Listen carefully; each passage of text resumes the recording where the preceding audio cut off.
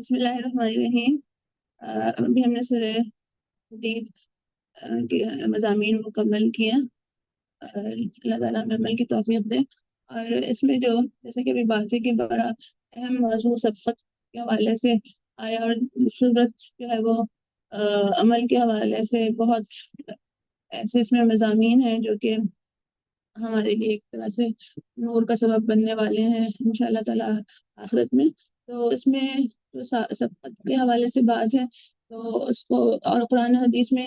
نیکیوں میں تیزی، سبقت اور مقابلے کی جو ترغیب دی گئی ہے، اس حوالے سے ہمیں اپنا جائزہ بھی ساتھ ساتھ لے کے دیکھنا ہے کہ ہم کس مقام پہ ہیں نا۔ تو اس کی جو آیت ہے وہ دیکھتے ہیں۔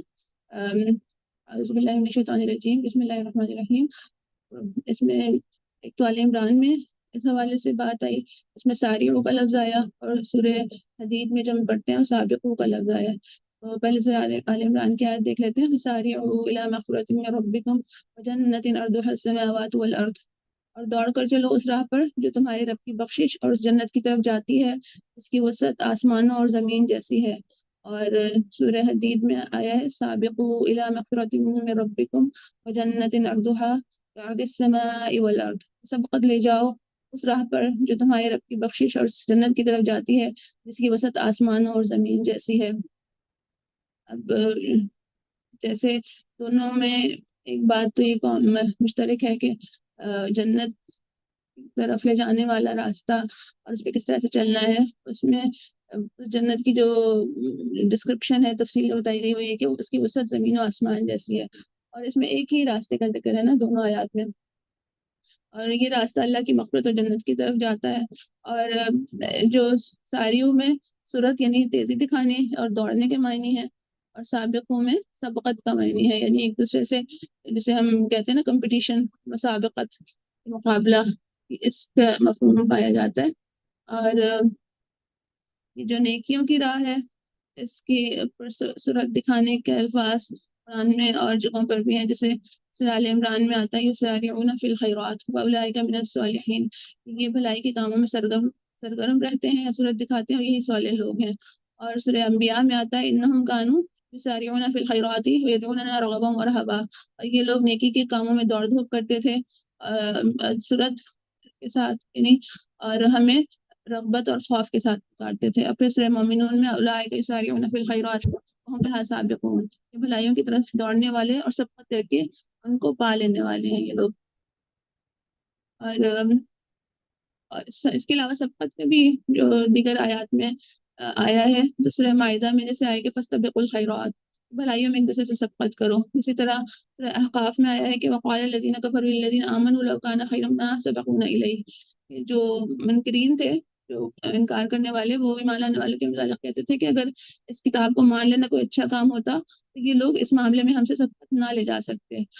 یعنی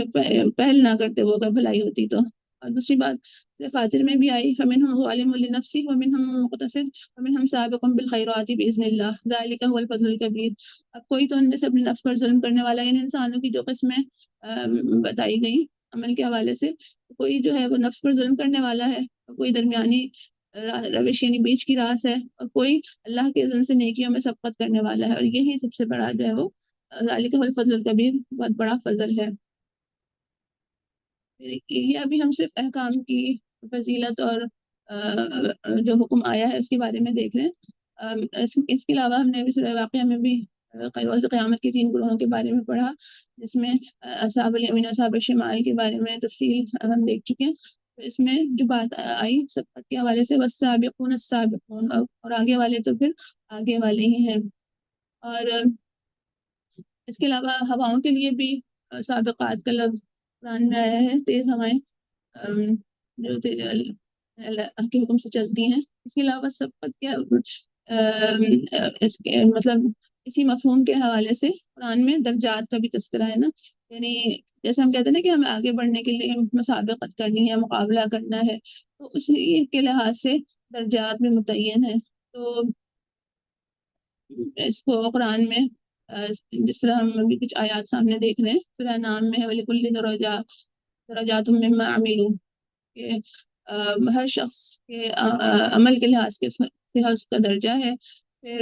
سورہ نام میں ہی حضرت ابراہیم کے تذکرے کے بعد اللہ سبحانہ تعالیٰ فرماتے ہیں نرفع درجات من نشاء، کہ ہم جسے چاہتے ہیں بلند مرتبے عطا کرتے ہیں، اور یہ اللہ کی حکمت اور علم کے تقاضے کے مطابق اللہ نے اس کو فرمایا۔ پھر سورہ نساء میں ہم دیکھتے ہیں کہ گھر بیٹھ رہنے والوں بغیر کسی عذر کے اور مجاہدین کے باہم اللہ تعالیٰ نے کہا نا کہ لا یستوی القاعدون والمجاہدین، اس میں جو دونوں کا درجہ ہے وہ فرق بتایا گیا کہ مسلمانوں میں سے وہ لوگ جو کسی معذوری کے بغیر گھر بیٹھے رہتے ہیں، اور وہ جو اللہ کی راہ میں جان و مال سے جہاد کرتے ہیں، دونوں کی حیثیت یکساں نہیں ہے، کیونکہ اللہ تعالیٰ نے کیا فرمایا فضل اللہ المجاہدین باموالہم وانفسہم علی القاعدین درجہ، کہ اللہ تعالیٰ نے مال و جان سے جہاد کرنے والے مجاہدین کا درجہ ان سے زیادہ رکھا ہے جو گھر میں بیٹھے رہتے ہیں بغیر کسی عذر کے۔ وَكُلًّا وَعَدَ اللَّهُ الْحُسْنَى، لیکن وعدہ دونوں سے اچھا کیا ہے۔ اور وَفَضَّلَ اللَّهُ الْمُجَاهِدِينَ عَلَى الْقَاعِدِينَ أَجْرًا عَظِيمًا، فرمایا کہ درجات منہ ومغفرۃ ورحمہ، کہ پھر اللہ تعالیٰ کے ہاں جو درجے ہیں وہ اللہ تعالیٰ نے متعین فرمائے ہیں، جس کو کیا ہم حدیث سے بھی دیکھیں گے کہ کیا تفصیل ہے، لیکن یہ کہ اللہ تعالیٰ معاف کرنے والا اور رحم فرمانے والا ہے۔ پھر سورہ توبہ میں بھی اس کی تفصیل آتی ہے کہ جان و مال سے جہاد کرنے والے اور ہجرت کرنے والے ان کے درجات جو ہیں وہ اللہ کے نزدیک بلند ہیں۔ اور سورہ انفال میں بھی مومنان کی جو تفصیل ہے ان کی صفات، اس کی بعد ان کے لیے فرمایا کہ لہم درجات عند ربہم، کہ ان کے لیے اللہ کے ہاں درجات ہیں۔ اس حوالے سے جو ہم یہ دیکھ رہے ہیں کہ درجات ایک ہی مطلب مختلف بھی ہیں، اور نیک لوگوں کے معاملہ، نیک لوگوں میں بھی مختلف درجات ہیں نا، یعنی نیکی کے بھی مختلف لیولز بتائے جا رہے ہیں، اور پھر یہ بھی بتایا جا رہا ہے کہ جیسے جیسے عمل ہوگا اس کے حساب سے اجر یا معاوضہ متعین کیا جائے گا۔ اور اسی طرح ہم دیکھتے ہیں کہ والدین کے حوالے سے بھی قرآن کریم سورہ طور میں ہم نے دیکھا کہ الحقنا بہم ذریتہم کے الفاظ آتے ہیں، یعنی اولاد کو درجے کے اگر فرق ہوگا، اگر اولاد کے اعمال تھوڑے کم ہوں گے اس کے باوجود اس کو اپنے والدین سے ملا دیا جائے گا، تو اس سے بھی جنت کے یعنی اوپر کے درجات اگر والدین کے ہوں گے تو ان کو ان کے ساتھ ملا دیا جائے گا، تو اس سے بھی جنت کے درجات کے بارے میں تفصیل پتہ چلتی ہے۔ اور پھر جو ہم دعا پڑھتے ہیں ربنا ہب لنا، اس میں ہم آخر میں کہتے ہیں نا وجعلنا للمتقین اماما، کہ ہمیں متقیوں کا امام بنا دے، تو اس سے یہ بات سمجھ آتی ہے کہ مومنوں کی دعا صرف یہی نہیں ہے کہ ہم نیکیاں کرتے چلے جائیں، بلکہ اس میں بھی سبقت کی فکر ان کو ہوتی ہے کہ میرے نیکیوں میں بھی آگے بڑھنے کی ہم دعا کر رہے ہوتے ہیں۔ پھر اور الفاظ جو اس حوالے سے صورت اور مسابقت کے حوالے سے اگر اور مفہوم دیکھیں قرآن میں جو ہے ففروا الی اللہ، کہ بس دوڑو اللہ کی طرف، یعنی اس میں بھی تیز بھاگنے کے اور عجلت کے معنی ہیں۔ پھر سورۃ طٰہٰ میں حضرت موسیٰ کا جو عمل ہم دیکھتے ہیں وما اعجلک عن قومک یا موسیٰ، اللہ تعالیٰ نے ان سے پوچھا کہ کیا چیز تمہیں اپنے قوم سے پہلے لے آئی، انہوں نے کہا کہ قال هم اولائی علی اثری وعجلت الیک ربی لترضی، کہ وہ میرے پیچھے آ ہی رہے ہیں۔ حضرت موسیٰ نے جواب دیا میں جلدی کر کے تیرے حضور آ گیا اے میرے رب، تاکہ تو مجھ سے خوش ہو جائے، یعنی رب کو خوش کرنے کے لیے تیزی کے ساتھ جلدی کے ساتھ وہ آئے۔ اسی طرح سورہ مطففین میں جنت والوں کا جو طرز عمل بتایا گیا کہ جو ان کے جو انجام بتایا گیا، اس کی تفصیل کے بعد یہ بتایا گیا کہ وفی ذالک فلیتنافس المتنافسون، کہ یعنی اصل میں جنت اور اللہ کی رضا یہ دو ایسی چیزیں ہیں، یعنی رضا اور مغفرت یہ ایسی چیزیں ہیں کہ ان کی رغبت کے حصول کے لیے دوسروں سے مقابلہ کیا جانا چاہیے۔ تو فرمایا کہ اگر کوئی چیز جس میں مسابقت کرنی ہے یا بازی جانے کی کوشش کرنی ہے وہ یہی چیز ہے، یعنی وہ جنت ہے اور اللہ کی مغفرت ہے، تو اس کے لیے ہی کوشش کرنی چاہیے۔ سورہ تغابن میں بھی ہم دیکھتے ہیں کہ جو تغابن کا لفظ ہے وہ یعنی اس کے معنی یہ ہے کہ ہار جیت کا دن، جو یوم التغابن کا جو لفظ ہے نا، تو اہل ایمان کی اہل کفر پر ایک طرح سے سبقت کا وہ دن ہوگا، جیت کا دن ہوگا۔ پھر احادیث رسول سے یہ بات ہمیں سمجھ آتی ہے کہ جو تفصیل کچھ احادیث ہم دیکھتے ہیں دیکھیے مطلب صرف جو رشک کرنا ہے وہ اسی پر جائز ہے، جبکہ حدیث کے الفاظ ہمیں ملتے ہیں کہ ایک وہ شخص، دو ہی آدمی ہیں جو رشک کے قابل ہیں، ایک وہ جسے اللہ نے مال دیا اور اسے اللہ کی راہ میں خرچ کر رہا ہو، اور دوسرا وہ جسے اللہ نے علم دیا ہو اور وہ اسے دوسروں کو سکھا رہا ہو۔ تو اس کے علاوہ جو بات احادیث سے ہمیں سمجھ آتی ہے وہ یہ ہے کہ اگر ایسا زمانہ آئے جس میں اور لوگ نیکی نہیں کر رہے، تو اس وقت ہم اگر نیکی کو اختیار کرتے ہیں، سنت کے مطابق اس پر عمل کرتے ہیں، تو اس کا اجر جو ہے وہ زیادہ ہے۔ جیسے کہ یہ تھوڑی طویل ہے، اس کا میں خلاصہ آپ کو بتاتی ہوں کہ جیسے نبی صلی اللہ علیہ وسلم نے فرمایا کہ 3 آدمی ایسے ہیں کہ ان سے اللہ سبحانہ تعالیٰ محبت رکھتا ہے۔ ایک تو یہ کہ ایک شخص کسی قوم کے پاس کوئی شخص آیا اور اس نے ان سے سوال کیا، تو کسی نے بھی اس کی مدد نہیں کی نا، لیکن ایک شخص جو ہے وہ رات کی کسی پہر آ کے اس کی مدد کرتا ہے، اور کسی کو بھی اللہ کے سوا اور اس شخص کے سوا اس عطیے کا کوئی پتہ نہیں چلا، یعنی خفیہ صدقہ، خفیہ انفاق۔ اور پھر دوسری بات کہ کوئی قوم رات بھر چلتی رہی، پھر سے نیند آ گئی، سب لوگ سو گئے، لیکن ایک شخص کھڑا اللہ کے حضور میں عاجزی کے ساتھ عبادت کرتا رہا، اور اللہ کی جو کلام ہے اس کو پڑھتا رہا، یعنی رات کے وقت جب کوئی بھی نہیں دیکھ رہا اس وقت عبادت کرنا۔ اور تیسرا وہ شخص کہ جب لشکر میں سب لوگ ہی پیچھے رہ گئے لیکن وہ آگے بڑھتا رہا یہاں تک کہ وہ کامیاب ہو یا شہید ہو جائے، یعنی اللہ کے راستے میں نیکی کرنا اس وقت جب کہ کوئی اور نہیں کر رہا، یہ بھی جو ہے وہ مسابقت اس سے بھی معلوم ہوتی ہے کہ اس کو پسندیدہ کہا اللہ سبحانہ تعالیٰ نے۔ اور پھر حضرت ابو ہریرہ کی جو روایت ہے اس میں نبی کریم صلی اللہ علیہ وسلم کا ارشاد ہے کہ تم ایسے زمانے میں ہو کہ تم میں سے کوئی ان احکام کا 10واں حصہ بھی چھوڑے گا جو تمہیں دیے گئے ہیں تو وہ ہلاک ہو جائے گا، لیکن تمہارے بعد ایسا زمانہ آئے گا کہ جو ان احکام کے 10ویں حصے پر بھی عمل کرے گا وہ اسے دیے گئے ہیں تو وہ نجات پالے گا۔ یعنی جب لوگ سنتیں چھوڑ چکے ہوں اس وقت سنت پر عمل کا اجر بہت زیادہ ہے۔ اور جیسے مشکات کی حدیث میں آتا ہے کہ اس کو فساد کے زمانے میں جو شخص سنت کو زندہ کرے گا اس کو 100 شہیدوں کا ثواب دیا جائے گا۔ اور ان کے لیے جو ہے وہ غربا کا لفظ استعمال کیا گیا کہ جو اسلام جیسے ابتدا میں اجنبی تھا، فرمایا کہ بدا اسلام غریباً وسیعود غریباً کما بدا فطوبی للغرباء، ابتدا میں بھی اجنبی تھا اور دوبارہ اجنبی ہو جائے گا جیسے کہ شروع میں تھا، بس خوشخبری ہے اجنبیوں کے لیے، یعنی پھر وہی والی بات کے اجر بہت زیادہ ہے۔ اور پھر مطلب یہ بات بھی ہمیں سمجھ آتی ہے کہ ایک ہی طرح کی نیکی بہت سارے لوگ کر رہے ہوں لیکن اس میں بھی مختلف ہو سکتا ہے نا معاملہ اجر کا، تو مقام الگ ہو سکتا ہے۔ مثال کے طور پہ جو حدیث ہم دیکھتے ہیں اور آگے بھی دوبارہ بھی اور تفصیل سے آئے گی کہ جیسے جمعے کے دن نمازی جب جا رہے ہوتے ہیں تو اس وقت ہر دروازے پر مسجد کے فرشتے ہوتے ہیں، اور جو سب سے پہلے آیا ہو نمازی اس کا نام لکھ لیا جاتا ہے۔ پھر جب امام خطبے کے لیے آ جاتے ہیں تو صحیفوں کو جو فرشتے ہیں وہ سب اپنے رجسٹرز کو لپیٹ دیتے ہیں اور خطبہ سننے کے لیے آ جاتے ہیں۔ تو پھر ظاہر ہے کہ جو شخص پہلے آیا اس کا نام تو لکھ لیا گیا، حالانکہ سب نے نماز پڑھی، تو اس میں بھی مسابقت کا اجر یا مقام بتایا جا رہا ہے۔ پھر 4 قسم کے شہید ہیں، اور اس میں یعنی وہ سارے شہید ہیں نا، لیکن اس میں بھی جو بتایا جا رہا ہے کہ درجات ہیں۔ ایک تو وہ شخص جس نے اس کا ایمان مضبوط ہے، وہ دشمن سے مقابلہ کرے اور اس نے اللہ سے جو وعدہ کیا تھا اس کو سچ کر دکھایا اور شہید ہو گیا۔ یہ وہ شخص ہے کہ قیامت کے دن سب لوگ اس کو بہت ہی رشک اور حسرت کی نگاہ سے دیکھ رہے ہوں گے، اور نبی صلی اللہ علیہ وسلم نے سر اٹھا کے بتایا کہ اس طرح اٹھا کے دیکھ رہے ہوں گے۔ اور دوسرا وہ مومن جس کا ایمان تو مضبوط تھا لیکن اس کے دل میں خوف تھا دشمن کا، اور گویا کہ اس کی جلد کو کانٹوں سے چھلنی کر دیا گیا، پھر اسے اچانک ایک تیر اس کو آ کر لگا اور وہ اسے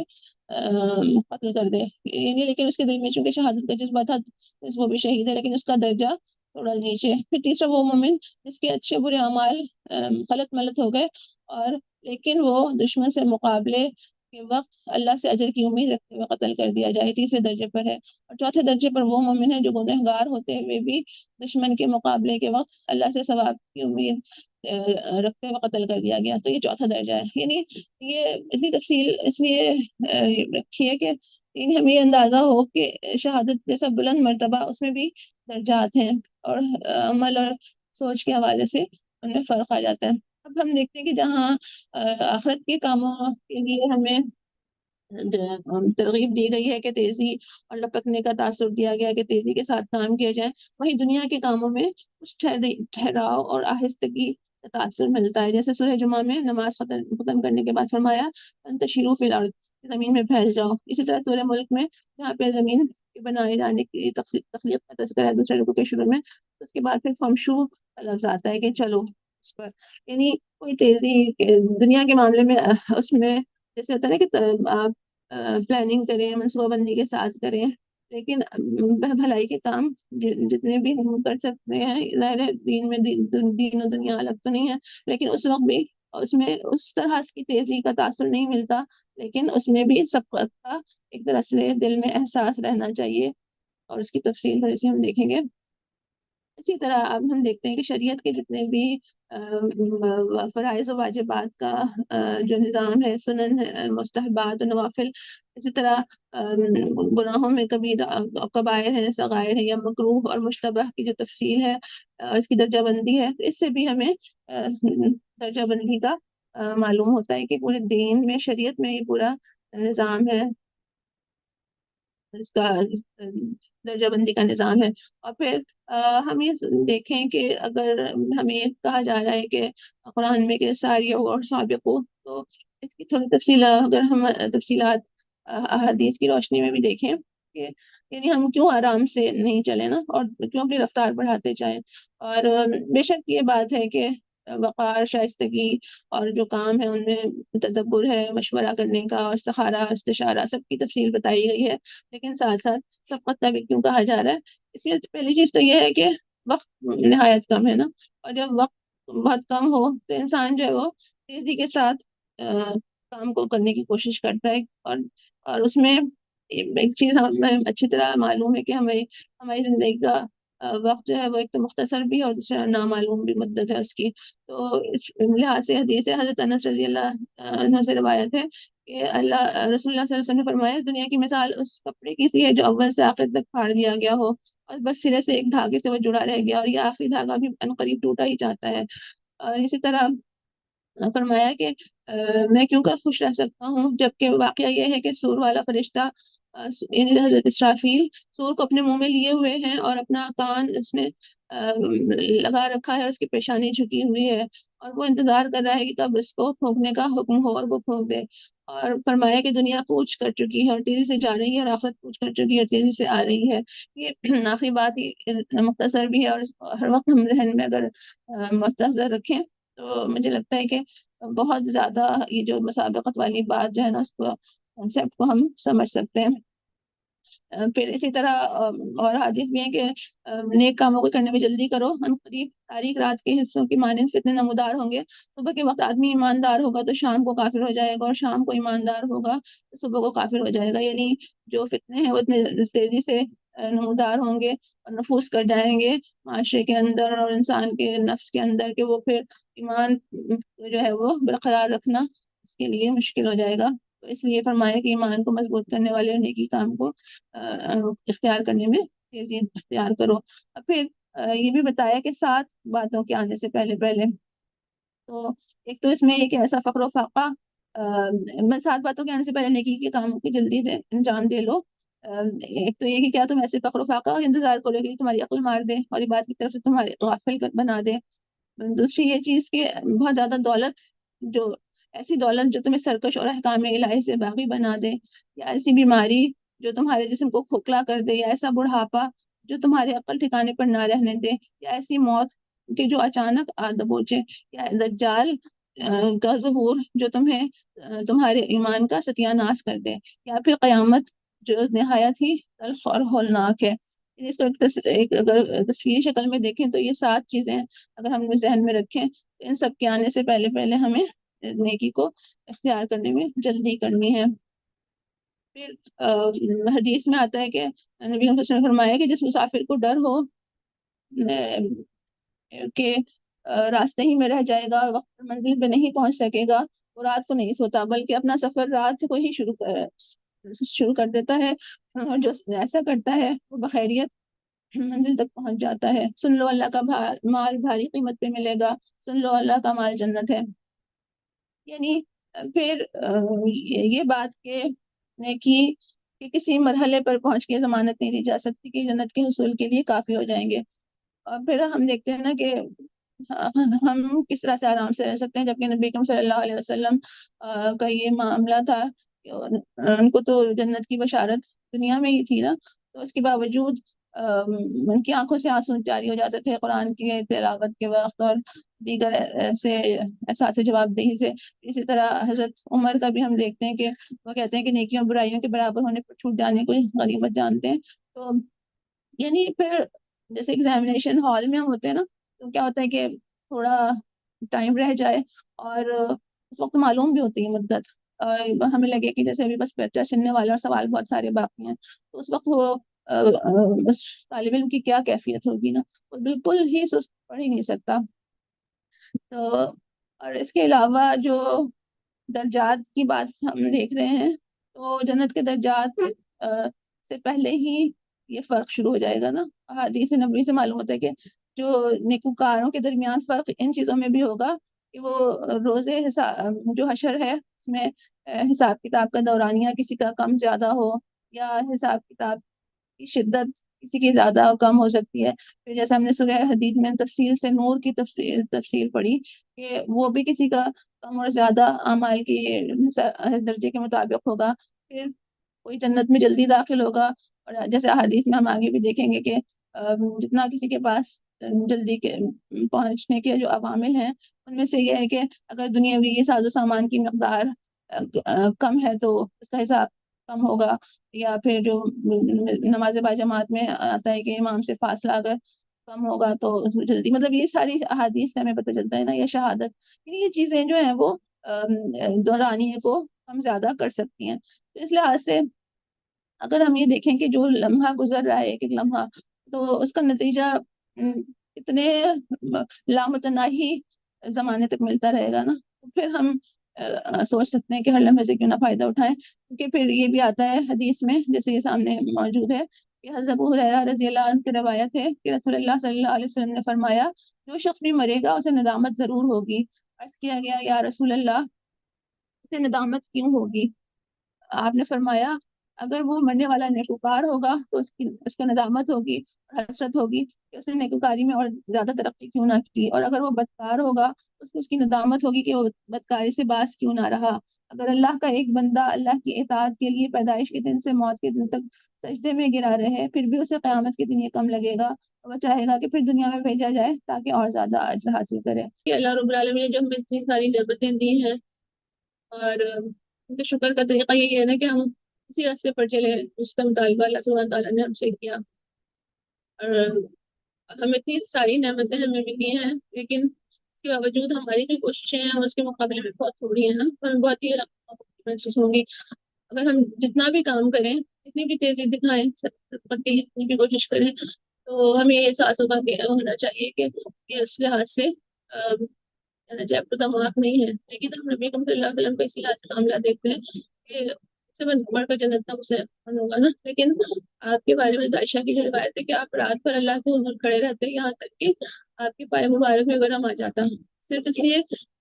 کہ آپ نے فرمایا کہ کیا میں اللہ کا شکر گزار بندہ نہ بنوں، یعنی شکر گزاری کا یہ طریقہ ہے کہ اس میں آگے بڑھا جائے عبادت کے۔ اور پھر یہ بھی دیکھیں کہ اگر سستی تھوڑی اختیار کی جائے یا کہیں پہ رفتار کم ہو جائے تو اس کا کیا مطلب ہوتا ہے کہ ایمان جو ہے نا ایک ثابت چیز نہیں ہے، اس میں اگر اضافہ نہیں ہوگا تو کیا ہوگا کہ یہ کمی ہونی شروع ہو جائے گی۔ تو اسی لیے ہم مختلف واقعات سیرت میں ہمیں ملتے ہیں، اس میں دیکھتے ہیں کہ کعب بن مالک کا واقعہ ہم نے سورہ توبہ میں دیکھا، یا ایک اور موقع پہ جب مال غنیمت کی تقسیم کا معاملہ آیا تو نبی صلی اللہ علیہ وسلم نے اعلان فرمایا، ہمیشہ اعلان فرماتے تھے کہ کوئی بھی کسی کے پاس غنیمت کا کوئی مال ہے تو مجھے جمع کرا دے، لیکن ایک صاحب جو ہے وہ مال غنیمت تقسیم ہونے کے بعد مال غنیمت ایک چیز لے کر آئے، نہیں لگام لے کر آئے، اور انہوں نے کہا کہ یہ بھی غنیمت میں تھی۔ تو نبی صلی اللہ علیہ وسلم نے فرمایا کہ بلال نے 3 بار اعلان کیا تھا، تم نے کیا سنا تھا؟ انہوں نے کہا ہاں سنا تھا، پھر بر وقت کیوں نہیں لے کر آئے؟ آپ نے پوچھا تو انہوں نے کہا کہ بس دیر ہو گئی۔ تو آپ سے فرمایا کہ اس کو بس قیامت کے دن لے کر آنا، پھر میں قبول نہیں کر سکتا۔ یعنی اب سستی آتی ہے تو ایمان خطرے میں پڑ جاتا ہے. تو اس لحاظ سے ہمیں جائزہ لینے کی ضرورت ہے. پھر جو اقامت دین کے کام کرنے والے لوگ ہیں ان کو باطل قوتوں کی تیز رفتاری اور ان کی جو کوششیں ہیں، انفاق کی کوششیں ہیں، ان سب کو دیکھ کر یعنی باطل کے لیے وہ کر رہے ہیں سارا کچھ اور اپنے دن رات لگا رہے ہیں. اس کو دیکھ کر بھی ہمیں اپنی رفتار کو تیز کرنے کی ضرورت ہے. اور ان کی سرعت اور ان کی تیزی کا قرآن میں بھی تذکرہ آتا ہے کہ وہ کفر میں تیزی دکھا رہے ہیں. اور جن لوگ منافقین کے بارے میں بھی آتا ہے کہ وہ دین کو کمزور کرنے کے لیے کوششیں کر رہے ہیں اور اس میں کتنی سرعت دکھا رہے ہیں. تو پھر ہمیں بھی اپنا جائزہ لینا ہوگا کہ ہم اس معاملے میں جو ان کے حوالے سے کتنی کوششیں کر رہے ہیں. پھر صحابہ کرام کی مثالیں دیکھتے ہیں، اور وہ تو ہم سورہ حدیث کی جب تفصیل دیکھ رہے تھے تو ہر روز اس میں تذکرے میں ہم پڑھ ہی رہے تھے. لیکن یہ کہ اس کو بس ایک طرح اشارہ یہاں پہ کرنا مقصود ہے کہ سب سے پہلے تو ہم سورہ توبہ کی جو آیت ہم نے پہلے بھی دیکھی کہ جو لوگ صحابہ کرام ایمان میں سبقت لے گئے ان کو سابقون الاولون کہا گیا نا. تو السابقون الاولون من المہاجرین والانصار والذین اتبعوهم بإحسان رضی اللہ عنہم ورضوا عنہ. وہ مہاجر و انصار جنہوں نے سب سے پہلے دعوت ایمان پر لبیک کہنے میں سبقت کی اور جو راست بازی کے ساتھ ان کے پیچھے آئے ان سے اللہ راضی اور وہ اللہ سے راضی ہے. یعنی کہ ان کو اللہ کی رضا حاصل ہو گئی نا، یعنی اللہ ان سے راضی ہو گیا. اور ان کو نبی صلی اللہ علیہ وسلم نے بھی ہمیشہ سب سے زیادہ عزیز رکھا. پھر ایک حدیث آتی ہے مسلم کی روایت ہے کہ اس میں نبی صلی اللہ علیہ وسلم فرماتے ہیں کہ مجھ پر امتیں پیش کی گئی تو آسمان کے کنارے پر ایک بڑی جماعت نظر آئی. تو بتایا کہ آپ کی امت ہے، اور پھر بتایا کہ دوسری طرف 70,000 لوگ ہیں جو کہ تقریباً اتنی تعداد ہے جو جنت میں بلا حساب اور بلا عذاب داخل ہوں گے. تو فوراً ایک صحابی کھڑے ہو گئے جن کا نام کاشا رضی اللہ عنہ تھا. تو انہوں نے فرمایا کہ مجھے اس دعا میں شامل فرمائے. تو آپ نے فرمایا کہ تم اس میں شامل ہو. لیکن ایک دوسرے صحابی تھوڑی دیر بعد کھڑے ہوئے تو انہوں نے کہا اللہ سے دعا کرے کہ اس میں شامل فرمائے. تو آپ نے فرمایا کہ سبق ابھی کاشا، یعنی اس پر تم پر تو یہ سبقت لے گئے. اس کے بعد یہ الفاظ جو ہے اس طرح سے ضرب المثل بن گئے. جب بھی کوئی کام میں پہل کرتا تو لوگ کہتے تھے کہ فلان جو ہے وہ کاشا کی طرح سبقت لے گیا. تو یعنی ہمیں بھی جو ہے وہ بہت ویجیلنٹ، بہت جو ہے وہ حساس ہونے کی ضرورت ہے کہ دین کے کام میں ہم کس طرح سے آگے بڑھ سکتے ہیں. اور اسی طرح دعا کے معاملے میں ابو ہریرہ کی جو بات آئی کہ جب سب لوگ دعا کر رہے تھے آپ نبی صلی اللہ علیہ وسلم اس پر آمین فرما رہے تھے. انہوں نے جو دعا کی انہوں نے کہا کہ بار الہ جو کچھ میرے ساتھی مجھ سے پہلے مانگ چکے ہیں وہ بھی مجھے عطا کر، اس کے علاوہ ایسا علم عطا کر جو کبھی نہ بھلایا جائے نا، یعنی کبھی فراموش نہ. تو آپ نے اس پر آمین کہا. اور دوسرے ساتھیوں نے بھی یہ کہا کہ ہمیں بھی ایسا علم ہو. آپ نے کہا بھائی وہ تو اس دوسری نوجوان ہیں تو ابو ہریرہ جو دوست کے قبیلے کے تھے یہ کہا کہ ان کے حصے میں آ چکا. اور ان سے تعداد جو ہے وہ حدیث کی ایک بڑی تعداد جو ہے وہ انہوں نے روایت کی ہے موجود ہیں. ان کے بہترین حافظے کا ثبوت کے طور پہ ہم دیکھتے ہیں نا. تو یعنی جو دعا فوراً مانگی تو اس کے لیے تیزی دکھانا کاموں میں نا اللہ کے راستے میں. پھر ہم دیکھتے ہیں کہ بعد کے دور میں بھی خلفائے راشدین کے دور میں بھی اس طرح سے معاملہ ہوا کہ کچھ صحابی ایسے تھے جو کہ سابقون اولون میں سے تھے. بے شک انہوں نے غلامی کا دور دیکھا ہوا تھا جس میں بلال حبشی، عمار بن یاسر، سہیب رومی اس طرح کے صحابہ موجود تھے. اور اس کے بعد کچھ اور صحابی آئے جو بعد میں مسلمان ہوئے جو کہ قریش کے بڑے بڑے سرداران تھے، جس میں عمر بن سہیل بن عمرو جو تھے جنہوں نے جو ہے وہ صلح حدیبیہ کا عہد نامہ لکھا تھا اور اس وقت وہ حالت کفر میں تھے. تو وہ لوگ بھی آئے. تو حضرت عمر نے پہلے اندر ان کو بلا لیا جو سابقون الاولون تھے. اس پر جو دوسرے صحابی جو بعد میں اسلام لائے تھے انہوں نے محسوس کیا اور شفا کیا کہ بھائی غلاموں کو تو فوراً بلاتے ہیں اور ہم ابھی بیٹھے ہوتے ہیں. تو امیر المومنین رضی اللہ عنہ نے فرمایا کہ اس کا جواب تو آپ کو خود اپنے سے پوچھنا چاہیے کہ اسلام نے سب کے ساتھ آپ کو بھی بلایا تھا مگر یہ لوگ آپ پر سبقت لے گئے. غزوہ تبوک کا واقعہ ہم بچپن سے پڑھتے چلے آ رہے ہیں. میں یہ سوچ رہی تھی کہ واقعی ہم پڑھتے ہیں اور ہمیں اس کا احساس نہیں ہوتا. ہم اس کو ایک کہانی کے طور پہ پڑھ لیتے ہیں لیکن واقعی وہ صحابہ کا جو نیکیوں کی دوڑ میں سبقت لے جانے کا جو جذبہ تھا کتنی بڑی مثال ہے کہ تو وہ کر سارا تمہارا آدھا سامان لے کر گئے جب غزوہ تبوک میں فنڈنگ کی اپیل ہوئی. اور تو لیکن حضرت ابوبکر اس کے بعد سارا سامان لے کر پہنچ گیا. اس وقت ان کو خیال آیا کہ واللہ میں تو ان پر سبقت لے جا ہی نہیں سکتا. اور فکر مندی ہی تھی جس کی وجہ سے کچھ دولت مند صحابہ جو تھے وہ بہت زیادہ انفاق کرتے تھے. تو اصحاب صفا فکر ہوئی کہ بھائی ہم کیسے کریں. ظاہر ہے وہ تو جو ہے ان کے پاس کچھ مال نہیں ہوتا تھا. تو انہوں نے پھر نبی صلی اللہ علیہ وسلم کو اذکار بتائے جو ہم بھی پڑھتے ہیں نماز کے بعد. لیکن یہ کہ اس کے کچھ عرصے بعد وہ آئے اور انہوں نے کہا کہ دولت مند بھائیوں نے بھی شروع کر دیے وہ اذکار. آپ نے فرمایا کہ یہ تو اللہ کا فضل ہے. یعنی آپ دیکھیں کہ مال نہ ہونے کے باوجود ان کو کتنی فکر تھی آگے جانے کی, اور انہوں نے آگے نبی صلی اللہ علیہ وسلم سے درخواست کی کہ ہمیں بھی ایسے اعمال بتائے جائیں. تو پھر صحابیات کے اندر بھی ہم دیکھتے ہیں کتنا زیادہ جذبہ تھا. یہ بڑا مشہور واقعہ اسماء بنت یزید انصاریہ رضی اللہ تعالیٰ عنہ کا, کہ جب وہ آئیں اور انہوں نے کہا کہ مطلب عورتوں اور مردوں کے حال میں بڑا فرق ہے نا, کیونکہ عورتیں جو ہے گھروں کے اندر رہتی ہیں اور نماز باجماعت جمعہ اور نماز جنازہ وغیرہ میں شریک نہیں ہو سکتی ہیں, نہ اسی طرح عمومیت کے ساتھ حج اور جہاد میں حصہ لے سکتی ہیں. حج میں تو ویسے لے سکتی ہیں لیکن اس وقت ان کی گفتگو میں یہ بات شامل تھی. البتہ جب مرد باہر ہوتے ہیں تو گھر کی حفاظت کرتی ہیں اولاد کی, ان کے مال کی, اہل و عیال کی, پھر ان کے لیے سارے کام کرتی ہیں. تو کیا ان کو بھی اس طرح کا اجر ملے گا؟ تو نبی صلی اللہ علیہ وسلم نے بڑی خوشی کے ساتھ صحابہ سے پوچھا کہ کیا تم نے دین کے بارے میں کسی عورت سے ایسی گفتگو سنی ہے؟ تو انہوں نے صحابہ نے بھی جواب دیا کہ ہمیں ذہن میں بھی نہیں آ سکتی ہے بات کہ کوئی عورت ایسی بات کر سکتی ہے. اس پر حضرت محمد صلی اللہ علیہ وسلم نے حضرت اسماء سے فرمایا کہ عورت کے لیے شوہر کی رضا جوئی بہت ضروری ہے. اگر کوئی فرائض زوجیت ادا کرتی ہے خاتون اور اپنے شوہر کی فرما برداری کرتی ہے تو اس کو بھی مرد کے برابر عجر ملے گا. تو پھر سب خواتین سے چھوڑ گئی, کتنی فکر مندی تھی, اور اس کا نبی صلی اللہ علیہ وسلم اور صحابہ نے بھی اس کو محسوس کیا. اور پھر اب آج ہم اپنا حال دیکھیں کہ جیسا قرآن کریم میں سورہ انبیاء میں بھی آتا ہے نا کہ اقترب للناس حسابهم وهم في غفلة معرضون, کے لوگوں کے حساب کا وقت آ گیا اور وقت غفلت میں منہ موڑے ہوئے ہیں. یعنی اتنا جیسے کہ غیر یقینی وقت ہے نا, ہمیں تو معلوم بھی نہیں ہے کہ کب آنا ہے یہ وقت. تو اس کے حوالے سے حضرت ابو ہریرہ سے روایت ہے کہ نبی صلی اللہ علیہ وسلم نے فرمایا کہ میں نے دوزخ کی طرف کوئی خوفناک بلا نہیں دیکھی کہ اس سے بھاگنے والا سوتا ہو, اور میں نے جنت کی طرف کوئی مرغوب اور محبوب چیز نہیں دیکھی کہ اس کا چاہنے والا سوتا ہو. یعنی ہمارے حدیث میں جس کی تفصیل آتی ہے وہ یہ کہتے ہیں کہ عام طور پہ کیا ہوتا ہے کہ جب کوئی بہت زیادہ مسئلہ درپیش ہونے والا ہو یا کوئی خوف کی کیفیت ہو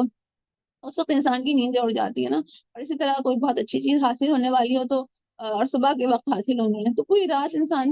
جاگتا رہے گا اس کی خوشی کے احساس کے ساتھ. لیکن اتنی بڑی چیز, اتنی بڑی واقعہ پیش آنے والا ہے, اور جو مومنین ہے اور امت ہے وہ اس وقت محو خواب ہے نا ایک طرح سے. تو اب دیکھیں کہ صرف یہی نہیں کہ محو خواب, بلکہ یہ اس بات پر اطمینان ہے کہ ہم اتنے تو نیکیاں کر لیتے ہیں. تو اس کے بعد پھر کیا ہوتا ہے, مخالف صرف میں دوڑ شروع ہو جاتی ہے. جیسے کہ سورہ تکاثر میں آتا ہے الہاکم التکاثر, کہ تم لوگوں کو زیادہ سے زیادہ اور ایک دوسرے سے بڑھ کر دنیا حاصل کرنے کی دھن غفلت میں ڈال رکھا ہے. یعنی پھر کیا ہوتا ہے کہ زیادہ سے زیادہ معیار زندگی بلند کرنے, چاہے وہ بہت ہی جائز طریقے سے بھی ہو, اسی طرف دوڑ لگ جاتی ہے, اور پھر انسان کو آخرت کی اور اپنے نفس کی جو ہے وہ بہتری کی فکر نہیں ہوتی. اور اب ہم کچھ نکات سامنے رکھیں گے کہ جیسے اگر ہم ایک عام جو ریس ہوتی ہے اس سے موازنہ کر کے دیکھیں تو کیا ہوتا ہے کہ جب کوئی شخص دوڑ رہا ہوتا ہے اس کی کیفیت اگر ہم دیکھیں تو وہ ایک سوئی کے ساتھ اپنے ٹارگیٹ پر, اپنے جو ہدف ہے اس کی طرف نظر ہوتی ہے کہ بس اسی طرف بھاگنا ہے. ابھی کبھی گر بھی جاتا ہے تو اٹھ کے بھاگنا شروع کر دیتا ہے, جیسے بچوں کو یا بڑوں کی ریس اگر ہم ابھی دیکھ رہے ہوں. اور ادھر ادھر دیکھنے میں وقت ضائع نہیں کرتا کہ راستے میں جو ایڈورٹائزنگ کے پوسٹرز لگے ہوئے ہیں, جو چیزیں لگی ہوئی ہیں, خوبصورت راستہ ہے, پھول دریا اور ساری کوئی بھی چیز رکاوٹیں راستے میں آ رہی ہیں, وہ کسی چیز کو کی طرف دھیان نہیں دیتا بلکہ آگے سے آگے دوڑتا چلا جاتا ہے. تو اس کو نصب العین کہا جائے گا نا, کہ آنکھیں اس کے اوپر جمی ہوئی ہیں ٹارگیٹ کے اوپر. اور حنیفیت جیسے کہ ہم انبیاء کرام کے معاملے میں, صحابہ کرام کے معاملے میں دیکھتے ہیں کہ حنیفیت ہے, یکسوئی ہے.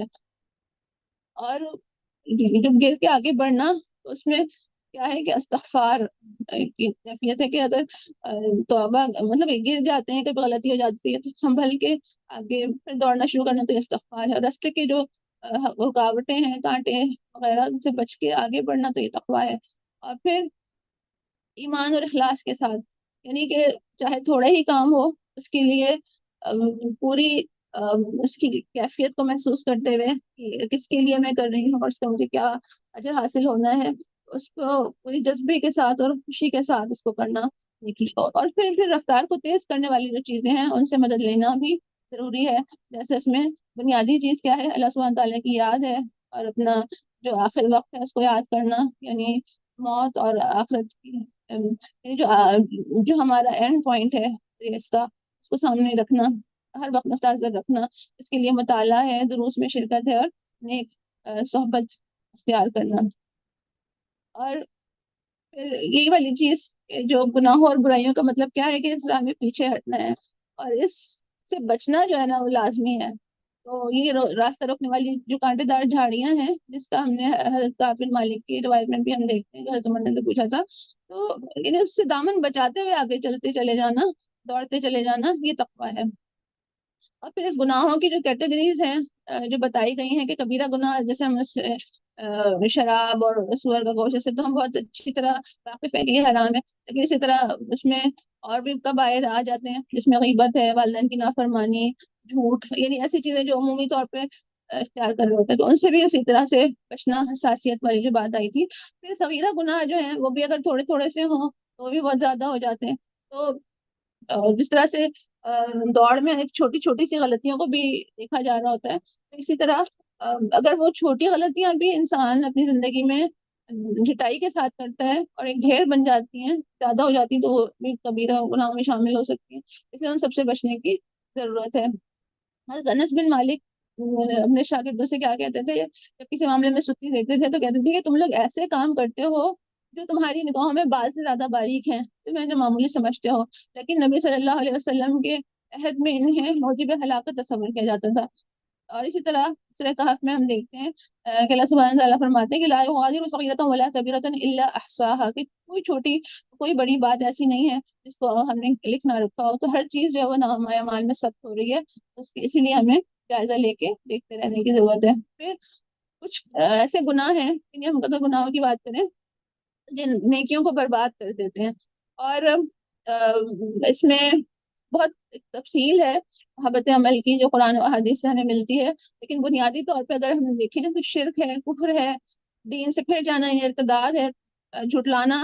اللہ سبحانہ تعالیٰ کے اور نبی صلی اللہ علیہ وسلم کے بتائے ہوئے باتوں کو جھٹلانا، پھر تکبر اختیار کرنا، ان کے مقابلے میں اللہ کے راستے سے روکنا، پھر جو اللہ سبحانہ تعالیٰ کی تعلیمات ہیں ان سے دل میں کراہیت محسوس کرنا، یہ نبی کے صلی اللہ علیہ وسلم کے احترام میں کمی کسی طرح کی، اور پھر اگر نیت خالص نہ ہو،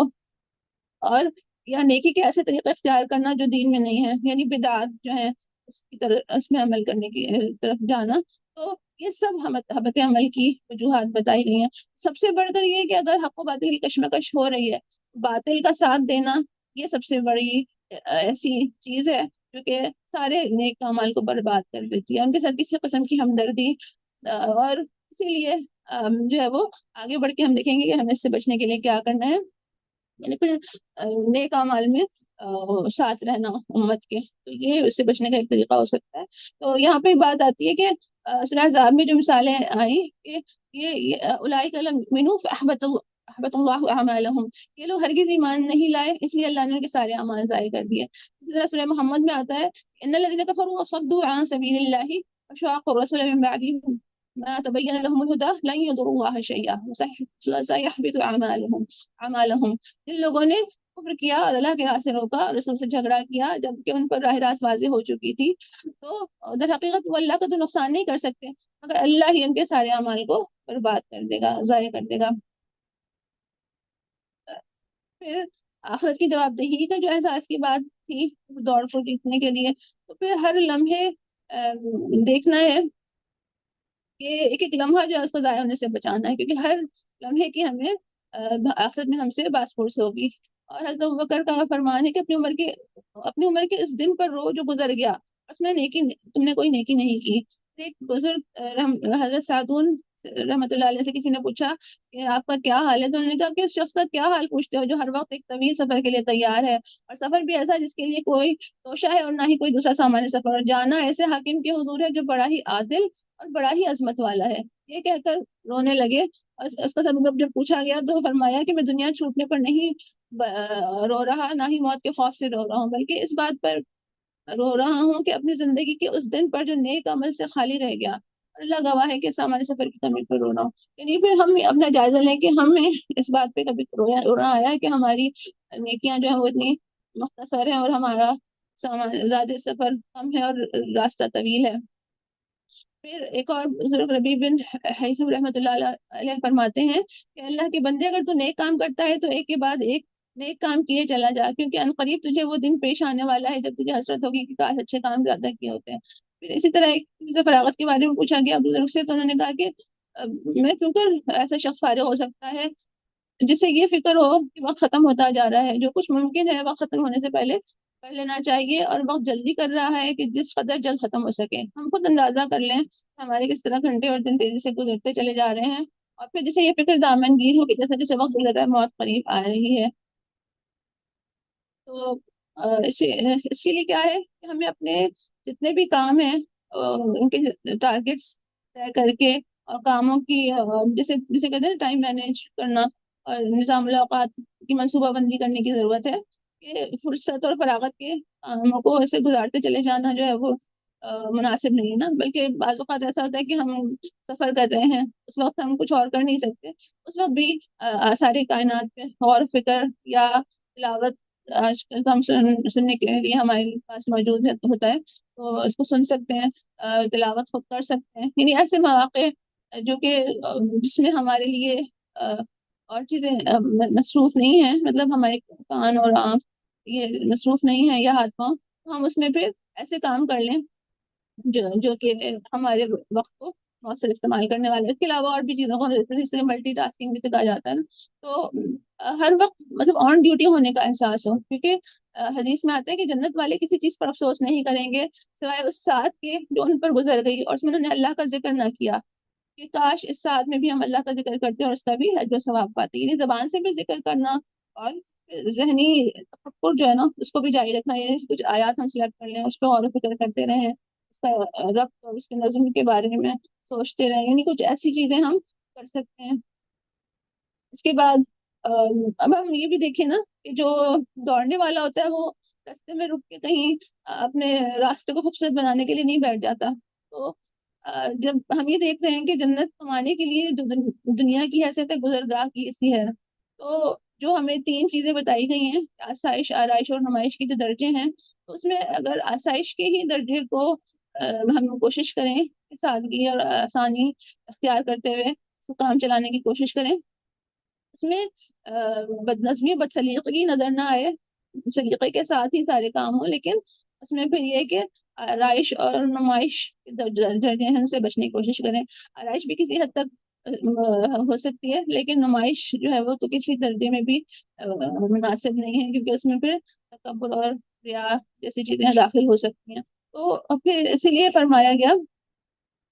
کہ بلا تمدن عینیک الی ما متعنا به ازواجا منهم، کہ نگاہ اٹھا کر بھی نہ دیکھو دنیاوی زندگی کی شان و شوکت کو جو ہم نے ان میں سے مختلف قسم کے لوگوں کو دے رکھی ہیں، یعنی پھر نصب العین پر نگاہ ہوگی تو پھر ان چیزوں سے نگاہیں پھر بٹکیں گی نہیں، اور پھر جو بچ جاتے ہیں لوگ، یعنی آرائش بھی نہیں کر رہے اور بہت سارا کچھ، لیکن پھر دنیا کی جو بنیادی چیزیں ہیں ضرورت کی انہیں کو اکٹھے کرنے میں کوئی پھر حرج نہیں محسوس کرتے، تو حالانکہ اللہ نے اسے منع نہیں کیا، لیکن ہوتا کیا ہے جب کوئی شخص دوڑ رہا ہوتا ہے تو بہت زیادہ سامان لے کے اگر دوڑے گا تو کیا خیال ہے کہ وہ وقت پہ پہنچ سکے گا اپنے ٹارگیٹ پہ؟ منزل پہ نہیں پہنچ سکتا، اس کو اپنا سامان ہلکا کرنا پڑے گا، اور اسی لیے اپنی سامان سفر کا بھی جائزہ لیں، ایسی گفتگو سے بھی بچنے کی ضرورت ہے جو ہمیں اپنے مقصد سے غافل کرنے والی ہیں، بے شک وہ جائز گفتگو ہی کیوں نہ، طویل گفتگو فون پر لمبی لمبی گفتگو یا جس کا کوئی حاصل نہیں ہے، کہ چاہے وہ دنیا کے اور آخرت کے فائدے کی نہیں ہے، بعض اوقات پھر ایسا ہوتا ہے کہ طویل جب بات ہو جاتی ہے تو اس میں ناجائز گفتگو بھی شروع ہو سکتی ہے، غیبت ہے یا وہ چغلی ہے، ایسی چیزیں تو ہمیں یہ طریقہ بتایا گیا کہ مومنوں کی صفات میں سے ایک یہ ہے کہ والذین هم عن اللغو معرضون، کہ وہ لغویات سے پرہیز کرتے ہیں. اور اس طرح حدیث میں آتا ہے نبی صلی اللہ علیہ وسلم نے فرمایا کہ من حسن الاسلام مرء مر ترکہ ما لا یعنی. نبی صلی اللہ علیہ وسلم نے فرمایا کہ آدمی کے اسلام کی خوبی و کمال میں سے ہے وہ لا یعنی کاموں کو ترک کر دے. اور پھر جیسے ہم نے کچھ اور بھی چیزیں دیکھی تھی نیکی کے حوالے سے، دوڑ جیتنے کے حوالے سے، تو ایمانی جذبے اور اخلاص جو ہے وہ نیکی کی کوالٹی کو بڑھا سکتا ہے نا. یعنی ہمیں پھر فکر یہ کرنی ہے کہ بہت زیادہ اگر ہم نہیں کر پا رہے ہیں کسی وجہ سے، بعض اوقات ایسا ہوتا ہے نا کہ انسان او ٹی میں بھی مصروف ہے، سرجری میں مصروف ہے، اب اس کو فرض نماز کی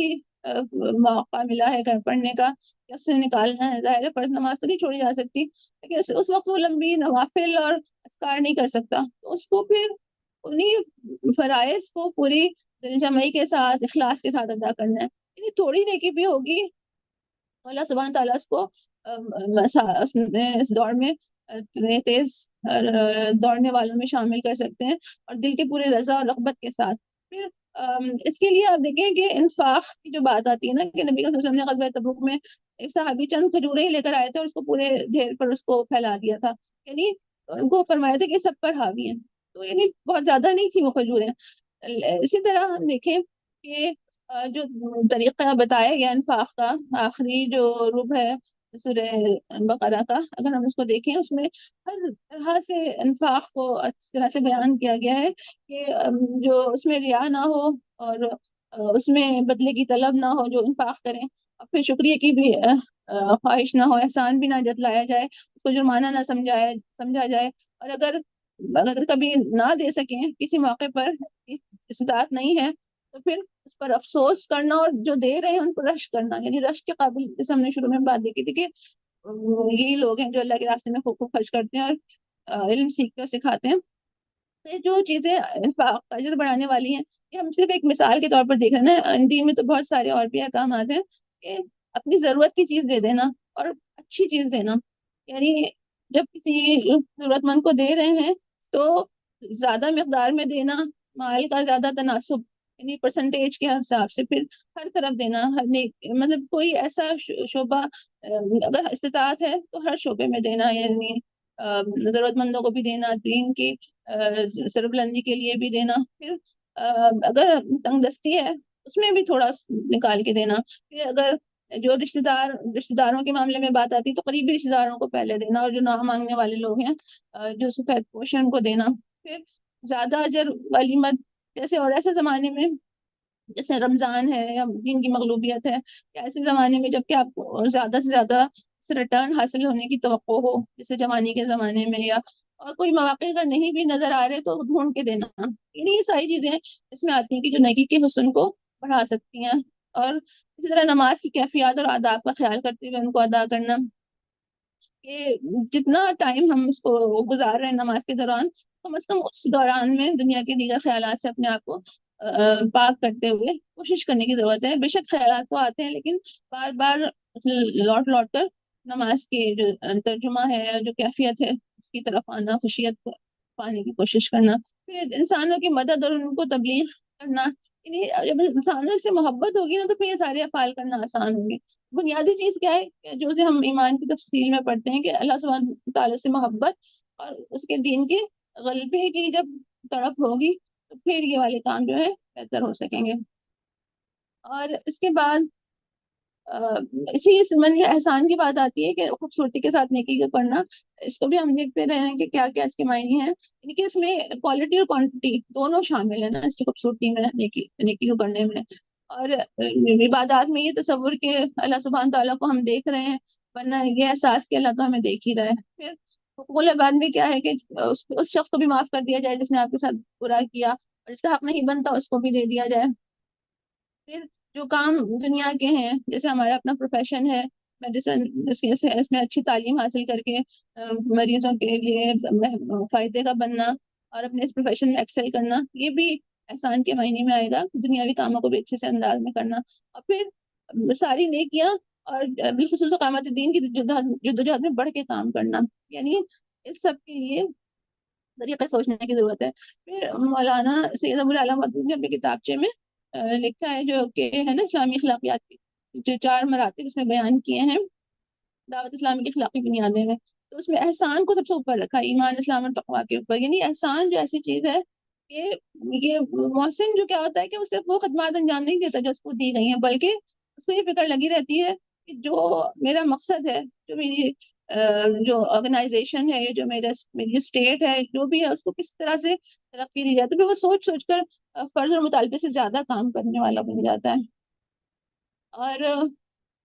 پھر ہر شعبے میں حصہ ڈالنا، جیسا کہ حضرت ابوبکر صدیق رضی اللہ عنہ کا معاملہ تھا. جیسے ہم یہ واقعہ دیکھتے ہیں نا کہ نبی صلی اللہ علیہ وسلم نے صبح کے وقت پوچھا، جیسے آپ محفل ہوتی تھی فجر کے بعد، تو اس میں صحابہ سے سوال کیا کرتے تھے. ایک دن آپ نے پوچھا کہ کس نے روزہ رکھا، تو حضرت ابوبکر نے کہا میں نے. اور پھر اسی طرح پوچھا کہ کون جنازے کے ساتھ گیا، تو آپ نے حضرت ابوبکر صدیق نے فرمایا کہ میں. پھر مسکین کو کھانا کھلانے کا پوچھا، بیمار کو مریض کی عیادت کا پوچھا، ان سب کے جواب حضرت ابوبکر صدیق نے کہا کہ میں نے. تو آپ نے فرمایا کہ یہ چیزیں جس انسان میں جمع ہو جائیں وہ جنت میں داخل ہوگا. یعنی یہ اتنی بڑی خوشخبری تھی نا. تو جس جس حصے میں ہم کوشش کر سکتے ہیں اس کو کرنے کی ضرورت ہے. پھر اس کے شعبے بنا کے بھی ہم کام کر سکتے ہیں اور اس میں حصہ ڈالنے کی ضرورت ہے. ویسے تو جو ہے نا کہ یا ایھا الذین آمنوا ادخلوا فی السلم کافہ، کہ پورے کے پورے اسلام میں داخل ہو جاؤ. تو یہ اس میں جب ہم داخل ہو جائیں، یعنی ہر پہلو کو ہم دیکھنے والے ہوں اور پھر ہر شعبے میں حصہ ڈالیں. مراسم عبودیت ہیں یا حصول علم کی بات آتی ہے یا بنیادی اخلاقیات کی جیسے بات آئی، پھر حقوق العباد ہیں اور اقامت دین کا کام. تو اسی لیے ہم دعا بھی جو کرتے ہیں جو بتائی گئی نبی علیہ وسلم فرمائے کہ بالغنیمت من کل بر و سلامت من کل اثم، ہر نیکی میں حصہ، ہر برائی سے سلامتی کی جو ہے وہ، یعنی کلیت کا ایک طرح سے ہول اس کا جو ہے وہ ایک کانسیپٹ دیا گیا ہے کہ محدود سرمایہ سے زیادہ نفع حاصل کرنے کے کچھ طریقے ہمارے سامنے ہم رکھ سکتے ہیں. کہ جیسے ایک ہی عمل میں جیسے بات آئی کہ انفاق کی جیسے بات آئی، اور یا جیسے فرض نمازوں کی بات آئی، تو اسی طرح کوئی ہم اچھا کام کر رہے ہیں تو بہت ساری نیتیں اکٹھے کر سکتے ہیں. مثال کے طور پہ قرآن کلاس میں جاتے ہوئے یہ نیت کر سکتے ہیں کہ اس کے قدموں کا بھی اجر ہے، جو فرشتوں کا ساتھ ہے، یا علم کے حصول کی جو نیت ہے، یا ایمان کی تازگی کی بات ہے، یا لوگوں سے جو ہم رابطہ اللہ کی خاطر کریں گے، پڑوسیوں کا حق ادا کرنے والے بن جائیں گے، یا نیکوں کی صحبت حاصل ہوگی، یا اقامت دین کی طرف ایک بہت بڑا سٹیپ ہے. جیسے کہ حضرت عمر نے بھی کہا تھا نا کہ ہر گھر جو ہے وہ، ہر 10واں گھر جو ہے وہ ایک دین کا مدرسہ بنا دیا جائے، قرآن سکھانے کا مدرسہ بنا دیا جائے. تو یہ والی چیز ہوگی کہ ایک بڑا سٹیپ ہوگا، ایک بڑا قدم ہوگا کہ دین کی اقامت کی طرف. اسی طرح تھوڑے وقت میں زیادہ کام، اور جیسے ہم نے ملٹی ٹاسکنگ کی بات کی، اور کام کی رفتار کو بڑھانا. اب سب سے بڑی بات کہ صبح کے برکت والے وقت کو استعمال کرنا، وہ جو ہے وہ اس وقت میں بہت برکت ہے. نبی صلی اللہ علیہ وسلم کی دعا ہے ہم لوگوں کے لیے جو اس وقت کو استعمال کرتے ہیں. پھر دیکھیں کہ زیادہ اجر والی نیکیوں کو ترجیح دینا. جیسے ہم سورۃ توبہ میں پڑھتے ہیں نا کہ اجعلتم سقایۃ الحاج و عمارۃ المسجد الحرام، عمارت المسجد الحرام كمن آمن بالله واليوم الآخر وجاهد في سبيل الله لا يستوون عند الله والله لا يهدي القوم الظالمين الذين آمنوا وهاجروا وجاهدوا في سبيل الله بأموالهم وأنفسهم أعظم درجة عند الله وأولئك هم الفائزون. یعنی کہ ہر درجے کی نیکی، ہر نیکی جو ہے اس کے درجے جو ہیں اس کے اجر جو ہے وہ برابر نہیں ہے. یعنی بے شک حاجیوں کو پانی پلانا اور مسجد حرام کی مجاوری کرنا، اس کے تزئین و آرائش، خانہ کعبہ کو آب زمزم سے دھویا جا رہا ہے اور عرق گلاب سے دھویا جا رہا ہے، یا جتنی بھی خدمات ہیں حاجیوں کو عرفہ کے دن خوب خوب کھانا کھلایا جا رہا ہے، تو یہ اس کے برابر نہیں ہو سکتا کہ اللہ پر ایمان اور آخر کے دن پر ایمان اور اس کے راستے میں جہاد کرنا. یہ چیز ابھی تک ہماری سمجھ نہیں آئی کہ کیا کہ نیکیوں کے درجے ہیں جو ہم دیکھ رہے ہیں اپنے ارد گرد جو معاملات چل رہے ہیں. تو اللہ تعالیٰ واقعی ہمیں اس کی سمجھ فہم دے. اور عبادت کے مقابلے میں جو حدیث کا مفہوم ہے کہ سرحد پہرا دینے کی فضیلت زیادہ ہے، اور اللہ کی راہ میں ایک ساتھ پہرا دینا اس سے بہتر ہے کہ آدمی ليلۃ القدر میں حجر اسود کے پاس کھڑا عبادت کرتا رہے. یعنی ادھر تو مسلمان جانے دے رہے ہیں اور بھوک اور فاقہ کشی اور ظلم اور قتل اس کا شکار ہیں، شہادتیں پا رہے ہیں، اور دوسری طرف یہ کہ ہم خانہ کعبہ کے سائے میں بیٹھ کے سمجھتے رہیں کہ شاید ہم جو ہے وہ جنت حاصل کر لیں گے. اس وقت تک جنت حاصل نہیں کر سکتے جب مجاہدین کی نصرت نہ کریں. یہ جو درجات ہیں اس کو ہمیں ذہن میں رکھنا ہے اور امت کے لیے اس کو واضح بھی کرنے کی ضرورت ہے۔ اسی طرح عابد کے مقابلے میں عالم کی فضیلت کو بھی نبی صلی اللہ علیہ وسلم نے بتایا کہ اس کے لیے جو طالب علم ہے اس کے لیے پرندے وہ رشتے اپنے پر بچھا دیتے ہیں، اور کائنات کی ہر چیز ان کے لیے مغفرت کی دعا کرتی ہے نا۔ اور پھر یہ بھی بتایا کہ جیسے ستاروں پر چاند کی فضیلت ہے، اسی طرح عابد پر عالم کی فضیلت ہے، تو یہ اتنی اہم بات ہے کہ علم کا حصول، تو اس کی طرف ہمیں توجہ دینے کی ضرورت ہے۔ پھر اجتماعیت جو ہے اس کے اجر کی بات آئی کہ با جماعت نماز انفرادی نماز سے 27 درجے افضل ہے۔ اور پھر کلمات کے اذکار کے بارے میں بھی آتا ہے کہ جو بہت سارے اذکار ہیں جو کہ بہت ان کے ثواب ہیں اور سب، لیکن ایک مختصر اذکار میں بتایا گیا سبحان اللہ و بحمدہ سبحان اللہ العظیم۔ یہ جو کلمات ہیں زبان پہ تو ہلکے ہیں لیکن میزان عمل میں بھاری ہیں۔ اور اسی طرح حضرت جویریہ کو جو نبی صلی اللہ علیہ وسلم نے فرمایا جب وہ نماز کے بعد جب آپ گئے تو نماز کے لیے گئے اور اس کے بعد واپس آئے تو آپ جہاں نماز پہ بیٹھی ہوئی تھیں ام المومنین حضرت جویریہ بنت حارث تو رضی اللہ تعالیٰ عنہ، تو پھر انہوں نے کہا کہ بھائی میں نے تو یہی جو چند کلمے تھے اس کو ہی 3 مرتبہ کہا، ان کا وزن کیا جائے تو وہ ساری اذکار سے بھاری ہے جو تم اب تک پڑھتی رہی ہو۔ تو وہ کلمات کیا تھے؟ سبحان اللہ و بحمدہ سبحان اللہ و بحمدہ عدد خلقہ ورضا نفسہ وزنۃ عرشہ ومداد کلماتی۔ اس کا مطلب کیا ہے کہ اللہ کی حمد و تسبیح بیان کرتا ہوں اس کی مخلوق کی تعداد اور اس کی رضا کے برابر، اور اس کے عرش کے وزن اور اس کے کلمات کی روشنائی کے برابر۔ یعنی کوئی اگر ہم صبح کے وقت پڑھ لیں تو یہ سب بہت سارے کلمات میں بھاری ہو سکتے ہیں۔ بے شک سارے اذکار کرنے ضروری ہیں، لیکن بسا اوقات ہم بھول جاتے ہیں یا وقت کی کمی کا شکار ہوتے ہیں، تو ہم جو ہے وہ جامع کلمات کی ضرور بیت کرنے کی کوشش کریں۔ اسی طرح صدقہ جاریہ بھی وزنی نیکی ہے، اس میں مختلف شکلیں ہیں، خدمت خلق ہے کی مختلف شکلیں، پھر نیک اولاد کی تربیت کرتے ہیں اچھی، تب ہمارے انتقال کے بعد بھی جو وہ اچھے کام کرے گی تو اس کا ثواب ملتا رہے گا، کیونکہ اجر جو ہے وہ جاری رہتا ہے۔ اسی طرح ہم نیکی کے لیے اپنے ساتھیوں میں سے، اپنے آرگنائزیشن میں سے یا اپنے پولیس میں سے اپنے پڑوس میں کچھ افراد کو تیار کرتے ہیں، یا دعوت کے میدان میں کچھ افراد تیار کرتے، تنظیمی طور پہ جو تیاری ہے افراد کی، یہ سب صدقہ جاریہ ہے نا، اس کا بھی اجر جو ہے وہ جاری رہے گا، تو اس کی طرف کوشش کرنا۔ جب کبھی آبسٹیکل ریس اگر ہم نے دیکھی ہو، جو کہ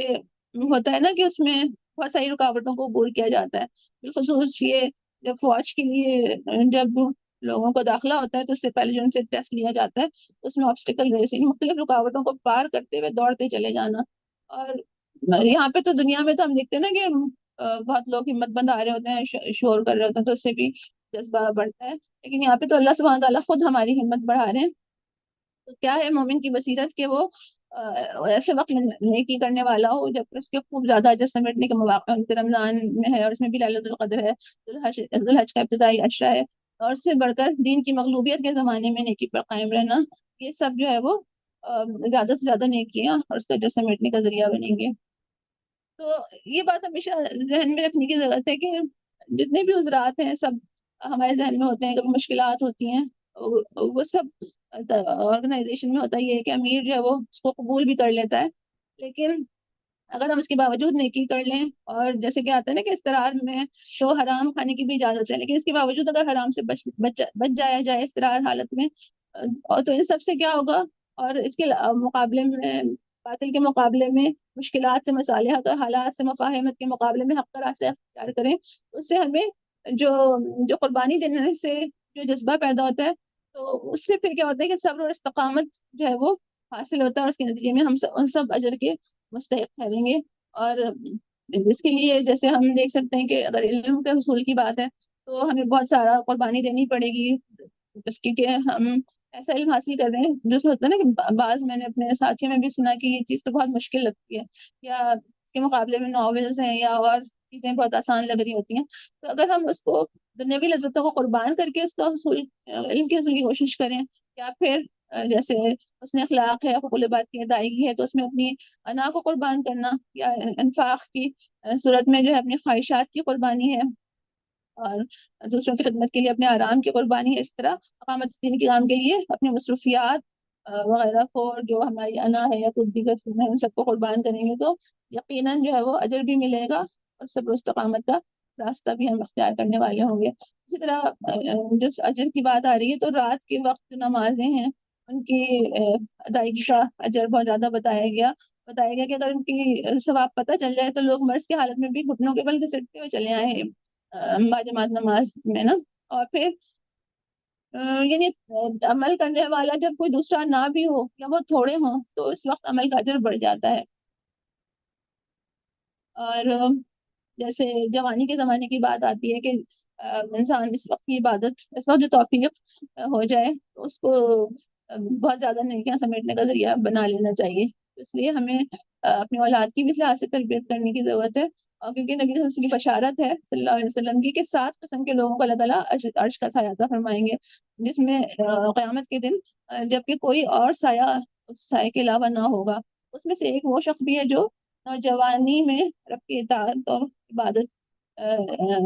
کرنے والا ہو. اور اسی طرح خاص اوقات میں نیکی کی بات آئی جیسے اس کو ترجیحاً کیا جائے. اسی لیے فرمایا نا کہ لا یستوی منکم من انفق من قبل الفتح وقاتل. یہ تو ان میں سے جو لوگ فتح کے بعد خرچ اور جہاد کریں گے وہ کبھی ان لوگوں کے برابر نہیں ہو سکتے جنہوں نے بعد میں خرچ اور جہاد کیا فتح کے بعد. اور حالانکہ اللہ تعالیٰ نے سب سے ہی اچھے وعدے فرمائے ہیں تو یعنی پہلے والوں کا درجہ جو ہے وہ ہر حال میں اولئک اعظم درجۃ من الذین انفقوا من بعد وقاتلوا. یعنی اب یہ چیز ہمیں ذہن میں رکھنی ہے کہ ترجیحات کا تعین جو ہے وہ کرنے والے ہوں. اسی لحاظ سے ہم دیکھتے ہیں کہ وقت پر اطاعت کرنے کے جو ثواب ہے وہ عبداللہ بن رواحہ کے عمل سے بھی دیکھ سکتے ہیں کہ جن کو کہا گیا تھا کہ نماز ہے انہوں نے وہاں پہ ادا کرنی ہے یعنی جہاد کے لیے لشکر روانہ فرمایا نا تو وہ صبح ہی صبح روانہ ہو گیا. لیکن عبداللہ بن رواحہ نے سوچا کہ میں نماز آپ کے صلی اللہ علیہ وسلم کے ساتھ پڑھ لوں پھر جاؤں گا. جب آپ صلی اللہ علیہ وسلم نماز سے فارغ ہوئے تو آپ نے دیکھا ان کو تو فرمایا کہ اگر تم زمین کے خزانے بھی خرچ کر ڈالو تب بھی اپنے ساتھیوں کی ایک صبح کی فضیلت کو نہیں پا سکتے. یعنی پھر جو اطاعت رسول ہے اطاعت امیر ہے اجتماعی کام کی جو اہمیت ہے حق و باطل کے مار کے اور جہاد کی جو فضیلت ہے یہاں پر وہ معلوم ہو رہی ہے. بہرحال چیزوں کو ان کے وقت پہ ہی جو ہے ہم کر کے فضیلت پا سکتے ہیں نا درجہ پا سکتے ہیں. پھر ایک موقع شناسی کی بات ہے کہ ہمیں ہر وقت موقع کی تلاش میں رہنا ہے. ضرورت ہے کہ نیکی کا کوئی موقع ہے تو لپک کر سامنے اس کو کر لیں اور یہ نہیں کہ کوئی اور کر لے تو زیادہ بہتر ہے بلکہ خود آگے بڑھ کر کرنے والا ہوں. جیسے مجھے اپنے ٹریننگ کے زمانے میں یاد ہے کہ کچھ ساتھی ایسے ہمارے تھے جو اس کی ڈرمیٹولوجی کی ٹریننگ میں تو وہ یہ ہوتا تھا کہ آگے بڑھ بڑھ کے پروسیجرز کر رہے ہوتے تھے نا. بعد میں ایگزام میں ان کو تیاری کی ضرورت ہی نہیں پیش آئی. وہ اتنا ان کے ہاتھ مطلب ڈرل بنی ہوئی تھی نا ہر چیز وہ فوراً فوراً کر رہے تھے. تو مجھے یہ لگا کہ جیسے ہم پیچھے ہٹ جاتے نا کہ چلو اگلا کر لے یا کوئی جھجک ہوتی ہے کوئی خود اعتمادی کی کمی ہوتی ہے جس کی وجہ سے ہم نہیں کر پا رہے ہوتے تو پھر کیا ہوتا ہے کہ امتحان کے وقت یا نتیجے کے وقت بھی وہ شخص پیچھے رہ جاتا ہے جو کہ عمل کے وقت پیچھے ہوتا ہے. تو یہ نہیں بہت اچھی مثالیں ہم اپنی ٹریننگ سے بھی سیکھ سکتے ہیں نا کہ آگے بڑھ کر کریں گے تو ہی سیکھنے والے بنیں گے اور دوسروں کو کہ یہ شخص پیچھے ہے تو میں بھی پیچھے ہو جاؤں گی یہ جو ہے نا وہ نقصان پہنچانے والی چیز ہے. تو چھوٹی چھوٹی نیکیوں کو بھی کرنے کی ضرورت ہے. جیسے کسی حدیث میں آتا ہے نا کسی کو مسکرا کے دیکھنا کسی کے ڈول میں پانی ڈال دینا یعنی چھوٹی چھوٹی نیکیاں راستے سے کانٹے دار چیز ہٹا دینا یہ سب ان سب کی بھی اسی طرح ہم اپنے اور چیزیں دیکھ سکتے ہیں. پھر اول وقت میں کر لینے کی جو فضیلت ہے اس میں بہت ساری مثالیں ہیں. اس میں نبی صلی اللہ علیہ وسلم کا ایک واقعہ آتا ہے کہ جیسے وہ نماز کے بعد تیزی سے اٹھے اور ہجرے میں چلے گئے تو واپس آئے صحابہ کرام نے جلدی کا سبب پوچھا تو فرمایا کہ سونے کی ایک ڈلی گھر میں بچی رہ گئی تھی. یا پھر آپ نے دیر نہیں کی نا اس کو فوراً ہی انفاق کے لیے اس کو نکالا. یہ اتنی فکر مندی تھی. حضرت ابراہیم کو اس وقت ہم دیکھتے ہیں کہ جب ان سے کہا گیا اس قال ربہ اسلم تو یعنی اس میں کچھ لام الف ہم دیکھتے ہیں نا قرآن میں آتے ہیں کہ قال اسلمت لرب العالمین یعنی ایک لمحے کا بھی توقف نہیں کیا فوراً نہیں کہا کہ میں تو اپنے اللہ رب العالمین کے لیے مسلم ہو گیا. حاجرہ کی مثال آتی ہے کہ وہ جس طرح ان سے کہا گیا کہ یہ اللہ کا حکم ہے یہاں پر ٹھہرنا صحرا میں تو فوراً ہی ان کو اطمینان ہو گیا جب ان کو بتایا کہ اللہ کا حکم ہے. پھر حضرت ابو درداء کی بھی مثال آتی ہے کہ جب ان کو انہوں نے اللہ کو قرض دینے والی آیت سنی تو فوراً اپنے گھر میں گئے اور بیگم سے کہا کہ باہر آ جاؤ کہ ہم نے رسول اللہ کے راستے میں صدقہ دے دیا. تو ان کی زوجہ محترمہ نے ام درداء نے فوراً ہی گھر سے باہر نکل آئی اور بات پر راضی ہو گئی، تو ہم دیکھ سکتے ہیں کہ کس طرح تیزی دکھانے کی ضرورت ہے نا. اور اسی طرح اول وقت میں نماز کے اجر کی بات جو بتائی نبی صلی اللہ علیہ وسلم نے کہ جتنا زیادہ اس کا اجر ہے تو معلوم ہو جائے تو لوگ اس کے لیے پھر جلدی کرتے ہیں نا. اور جس طرح ہم ٹال رہے ہوتے ہیں، کبھی دیر سے بھی پڑھ رہے ہوتے ہیں گھر میں انفرادی نماز، سارے کام یہ بھی کر لیں یہ بھی کر لیں، تو جلدی کرنے کا جو اجر ہے وہ دیر سے پڑھنے کا اس میں کمی آ جاتی ہے. پھر شام آئے تو صبح کا انتظار نہ کر، جب صبح ہو تو شام کا انتظار نہ کر، اور تنگ دستی کی حالت میں بیماری کے لیے اور زندگی میں موت کے لیے تیاری کر لیں. اب حضرت عباس کا قول ہے بہترین کام کیا ہے جو اسی وقت ہوتا ہے مکمل جب اس کو جلد از جلد کر لیا جائے. اور اس میں پھر ہم دوسری چیزیں بھی دیکھ سکتے ہیں، جیسے کہ مزدور کو کی مزدوری ادا کرنا، یا جیسے ہمارے کام ہیں اعانت ہم دے رہے ہوتے ہیں اپنے مشن کے لیے، کاز کے لیے، صدقات ہیں، تو وہ شروع میں ہی نکال دیں اگر اپنے مال میں سے علیحدہ کر دیں تو وہ پھر آسانی بھی ہو جاتی ہے اور وہ صدقات کا اجر بھی مل جائے گا انشاءاللہ. اسی طرح دوسروں سے پہلے نیکی کر لینا، یہ بھی ہمیں سیرت سے ملتا ہے، انبیاء کرام کی سیرت سے بھی کہ قل انی امرت ان اکون اول من اسلم. پھر یہ بھی آتا ہے حضرت ابراہیم کا اس کہ انا اول المسلمین، اور یہ بھی انہوں نے حضرت موسیٰ نے فرمایا کہ انا اول المؤمنین. اور پھر یہ دیکھیں کہ جب جادوگروں کو بھی اللہ سے مغفرت کی امید تھی تو وہ بھی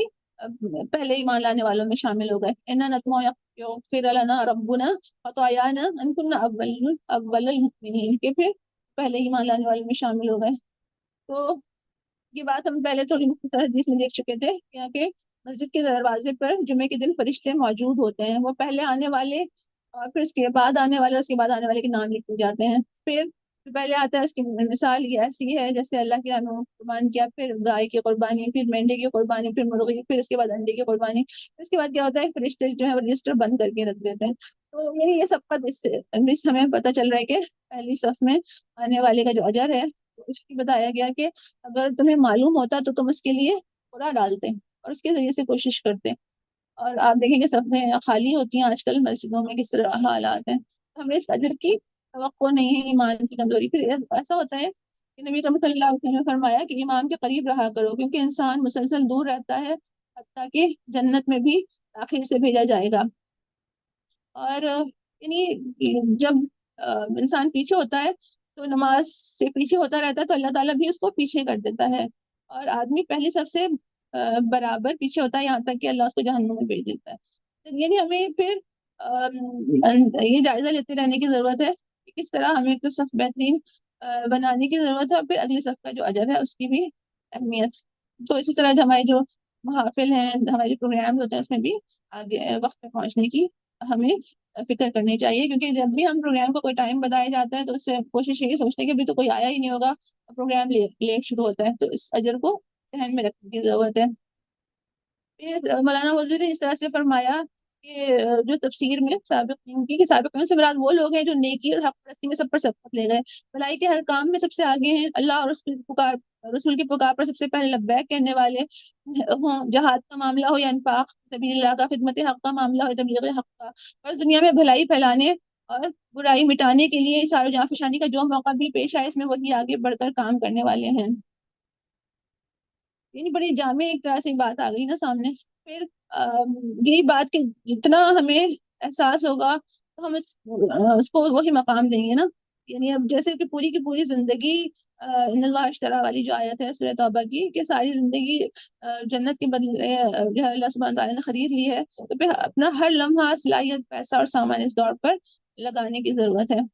یکسوئی کے ساتھ کام کرنے کی ضرورت ہے کہ انسان کی گفتگو، چلنا پھرنا سب، اور پھر کوششیں کر کے مطمئن بھی نہیں ہونا اور آگے بڑھنے کی کوشش ہے. تو اس لحاظ سے بس یہ بات ذہن میں رہنی چاہیے کہ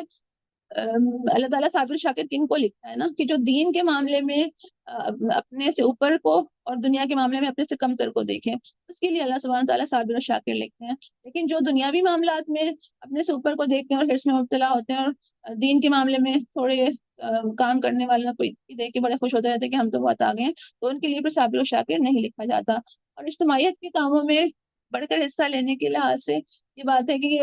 تھوڑا بھی کام ہم کرتے ہیں لیکن ہم اجتماعیت کا حصہ ہوتے ہیں تو وہ بہت زیادہ جو ہے وہ اس میں بھی ہمارا بھی حصہ ہو جاتا ہے نا. اس لیے ہمیں آگے بننے والا بننا ہے اور اجتماعیت کو تقویت دینے والا بننا ہے، اس پر بوجھ نہیں بننا. اور یہ خود رابطہ کرنا ہے، پوچھتے رہنا ہے کہ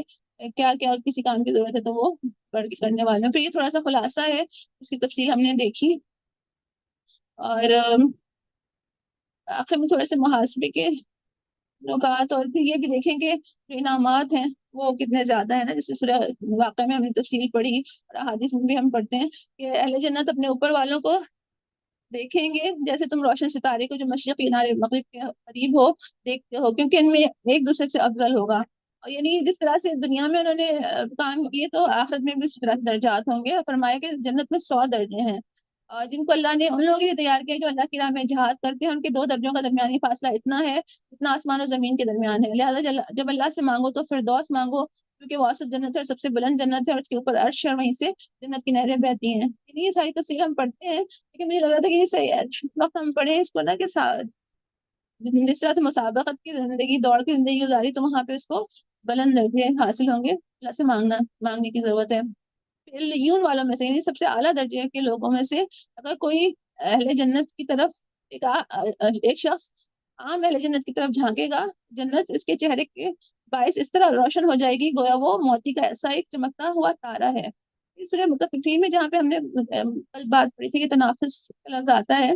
تو ان کے لیے آتا ہے کہ بے شک نیک لوگ بڑے مزے میں ہوں گے، مسندوں پر بیٹھے نظارے کر رہے ہوں گے. ان کے چہروں پر تم خوشحالی کی رونق محسوس کرو گے. ان کو نفیس ترین سربند شراب پلائی جائے گی جس پر مہر لگی ہوگی. جو لوگ دوسروں پر بازی لے جانا چاہتے ہیں، یعنی اگر کمپٹیشن کرنا ہی ہے تو اس راہ میں کرنے کی ضرورت ہے، اس چیز میں بازی لے جانے کی کوشش کریں. اور سورہ واقعہ میں تو ہم پڑھ ہی چکے ہیں کہ آگے والوں کے لیے کہ کیا صورت ان کے لیے سامان مہیا کیا گیا ہے کہ وہ فی جنات النعیم، نعمتوں بھری جنت میں ہوں گے. اللہ سرور موضونہ پر تکیے لگائے بیٹھے ہوں گے. ان کی مجلسوں میں ابتی لڑکے ہوں گے، چشمہ جاری سے شراب کے لبریز پیالے ساغر لے کے دوڑتے پھرتے ہوں گے، جس سے پینے سے کبھی سر چکرائے گا نہ عقل میں فطور آئے گا. اور طرح طرح کے لذیذ پھل ہوں گے، پرندوں کے گوشت ہوں گے جسے وہ استعمال کریں گے. خوبصورت آنکھوں والی حوریں ہوں گی جیسے جو ہے وہ چھپا کر رکھے گئے موتی. یعنی یہ سب ان کے اعمال کے بدلے میں اللہ سبحانہ تعالیٰ کو دیں گے. تو اب ہمیں اپنا جائزہ لے کے دیکھنے کی ضرورت ہے کہ جو بیچ میں ہم نے گفتگو کی تھی نا دوڑ میں، اور نہیں کا بھی کسی کو دیکھ کر حسرت میں مبتلا نہ ہو، تو کیا ہمیں اپنے ارد گرد کوئی چیز کسی کے پاس بہت شاندار چیز ہے دنیا لحاظ سے، اس کو دیکھ کر حسرت تو نہیں ہوتی؟ دوسرا یہ کہ آخرت کمانے میں کسی کو اپنے سے آگے دیکھ کر کتنی حسرت ہوتی ہے، اور اس کے برابر پہنچنے یا آگے نکلنے کی کتنی فکر ہوتی ہے. تو یہ ہمیں اپنا جائزہ لے کے دیکھنے کی ضرورت ہے. اس کے بعد ایک اور اہم بات عمل کے حوالے سے کہ نماز کا وقت شروع ہونے کے کتنے منٹ بعد میں نماز شروع کرتی ہوں. کیونکہ ہم تو ظاہر انفرادی نماز پڑھتے ہیں، با جماعت نماز پڑھنے والوں کو تو جو ٹائم دیا جاتا ہے مقرر، اس پہ کتنی وہ کوشش کرتے ہیں پہنچنے کے لیے، ہم اپنے گھر والوں کو کتنی کوشش کرتے ہیں بھیجنے کی. اور اسی طرح جائزہ لے کے دیکھنے کی ضرورت ہے. پھر دعا ہمیں کرنے کی بتائی گئی، اللہم اجعلنی احبک بقلبی کلہ وارضیک بجہدی کلہ، کہ اللہ مجھے توفیق دے کہ میں اپنے کامل یکسوئی قلب سے آپ کے ساتھ محبت کروں اور اپنی تمام تر صحیح جہد سے آپ کو راضی کرنے میں لگ جاؤں. اس سلسلے میں نے ان کتب سے مدد لی تھی. اللہ سبحانہ تعالیٰ قبول فرمائے اور ہمیں آگے بڑھ کر کام کرنے والا بنائے. آخر دعوانا الحمدللہ رب العالمین. جزاک اللہ خیر. سبقت کے بہت سارے راستے اور بہت سارے فیلڈز ہمیں معلوم ہوئے. اللہ تعالیٰ بہت جزائے خیر دے. فرزانہ باپ دعا کروا لیجیے. سبحان اللہ وبحمدہ سبحان اللہ العظیم سبحان اللہ وبحمدہ سبحان اللہ العظیم. اللهم اجعلني احبك بقلبي كله وارضيك بجهدي كله. سبحانك اللهم وبحمدك نشهد ان لا اله الا انت نستغفرك ونتوب اليك. ربنا تقبل منا انك انت السميع العليم وتب علينا انك انت التواب الرحيم. وصلى الله تعالى على خير خلقه محمد واله وصحبه اجمعين برحمتك يا ارحم الراحمين آمين. جزاک اللہ خیر. اچھا جی، السلام علیکم ورحمۃ اللہ.